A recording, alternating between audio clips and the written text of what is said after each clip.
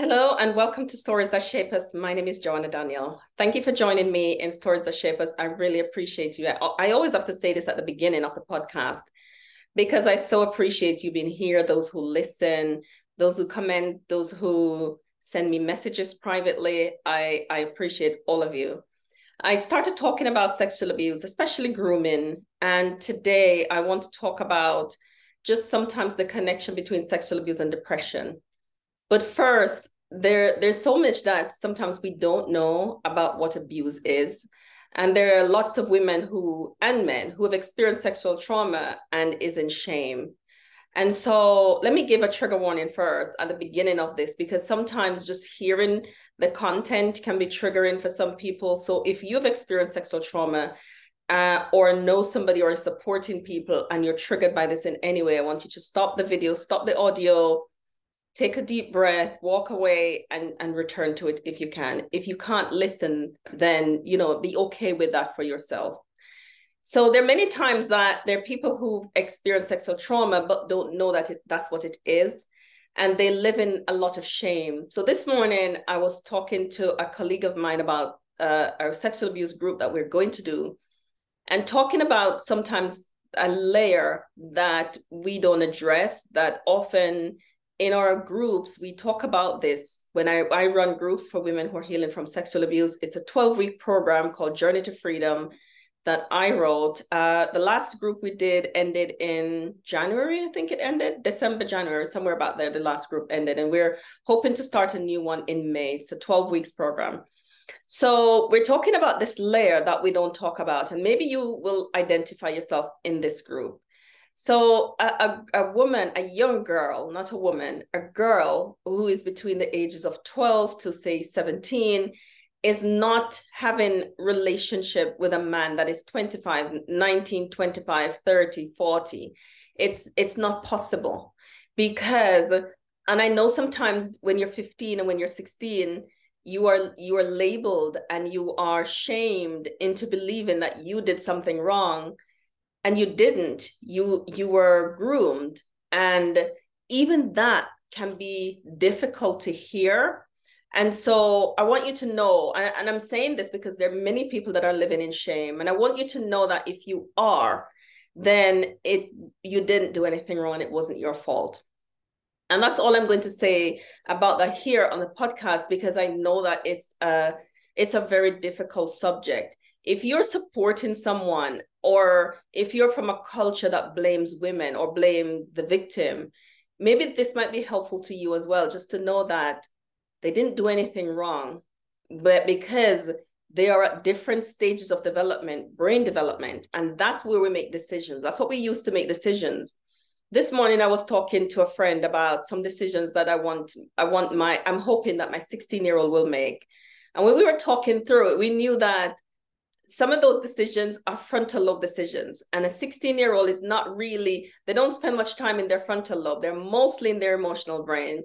Decisions are emotional. And so this decision that I want him to make that I know will affect his future is a frontal lobe decision. And so as we were talking about it and laughing, we were realizing that I'm going to have to make the decision as much as I wanted them to make the decision, because I think it's important and they'll get more value out of it.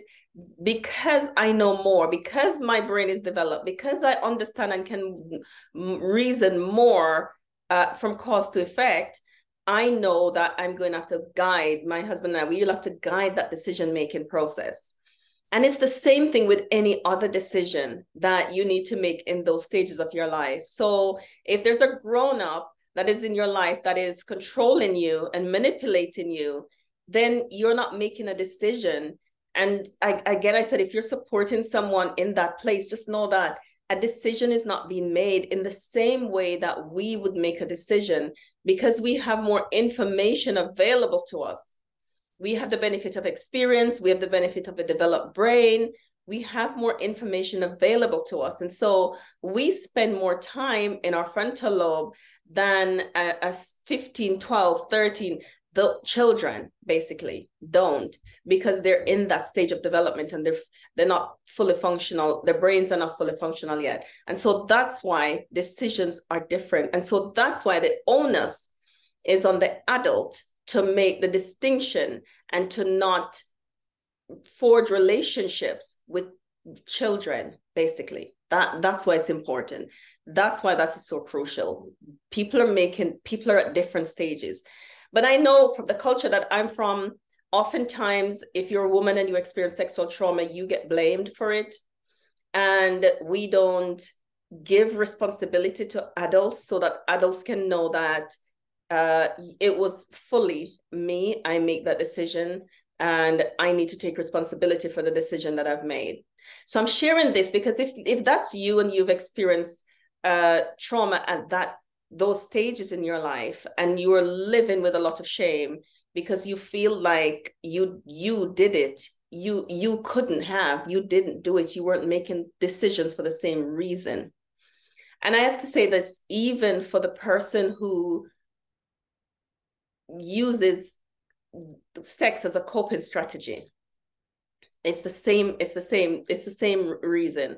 And I'm sharing this because I want to free someone who maybe this is your story. I want to free someone who maybe have held it against a person, a family member, a child. Sometimes mothers ostracize their children and blame them for the abuse. And I've said things to children that cannot make decisions, right? And these are things, that conversations that we don't have, but they split families. These conversations have split families down the middle, and you might be on the side of being ostracized and being on your own and isolated because you've stood your ground or because you've defended or because you've advocated for. And I know that these are complex things and they need processing, they need understanding, they need learning and growing through. But I want to say that if this is your story and if this is your family story, that it's important that you take the time to heal, that you take the time to understand it, that you learn how to release shame and understand the stories that are around your story that is causing the shame. And why I'm sharing this is because one of the story that is around the story is shame. I did it. Maybe it was my fault. Maybe if I didn't, maybe. And all the maybes that is imposed upon us through society, we take that on and we begin to practice it and to also tell it to ourselves because we believe that we have done something wrong. So it's really important to know this. If you're supporting someone, and I do most of my training in churches. So I want you to know this as a church. I want you to know this as a people so that if you're working with young people and if you're supporting young people, that we know what to look out for and we know how to help keep vulnerable young people safe. But I'm sharing that and I'm talking about sexual abuse and depression. Now, research shows, especially the adverse childhood experiences, that people who experience trauma in childhood are twice more likely to have depression, especially if you've experienced 4 or more. And even now we know 1. So if you've experienced, this is your story, and you have persistent low moods, and if you're living with, whether it's persistent low moods, but you're managing, because there are people with depression that manage high functioning, they go to work, they look after the children, they do the shopping, they pay the bills, and you're coping, but you're living with persistent sadness. And this is a part of your story. That could be the root of the sadness. If you have chronic depression, where you're not functioning, you live on medication, but you're still not coping, you spend more time in bed, you can't go to work, you take time off work, sometimes you might not be employed because the depression is so chronic that you can't work, you can't function. And this is in your story. Sometimes when we do, it won't take it away, but sometimes when we process the trauma, when we process the abuse, processing means finding a safe space, a group like I run, counseling one-to-one, a retreat, you might start the conversation there. As you start to talk about your story in a safe space, the people that are guiding you and walking on your journey with you will be able to help you to understand your story, to hear your story, to hold space with you, to witness your story. as you share it just as it is, a space where people are not telling you how to feel. They're not telling you why you should feel the way you feel. They're not correcting your anger. They're not fixing anything. A space where people are just listening and witnessing with you this traumatic incident that you have experienced. That's what I mean by processing. So it helps you to be able to understand it, to learn from it, to see where there are misbeliefs around your story, to help you to reframe the story and to put it in its right place, to help you to have the correct narrative. That means the correct story around your story. So you can speak to yourself in ways that are kind and compassionate and gentle, so you can release shame and guilt and fear and all the other stuff that comes with it. So as you begin to do that, and the understanding, sometimes you'll find that your mood will start to lift. Maybe there might be more things there to process, but sometimes your mood will start to lift. So there's a definite connection between the two. If this is you and you're experiencing those things and you're not understanding why, but your underlying story was sexual trauma, then I would encourage you to get support to begin to heal from that, so that you can be free, so that you can release shame, so that you can live in freedom, because you can live in freedom. Your story, that you don't have to be held captive by your story, that you didn't do anything to be ashamed of. And that's why I started the way I did, because I know sometimes the trauma started like that, and you feel like you were making some decisions and there's a lot of shame because you felt you made the wrong decisions, and you don't know that other people are making decisions for you, and this is what it is.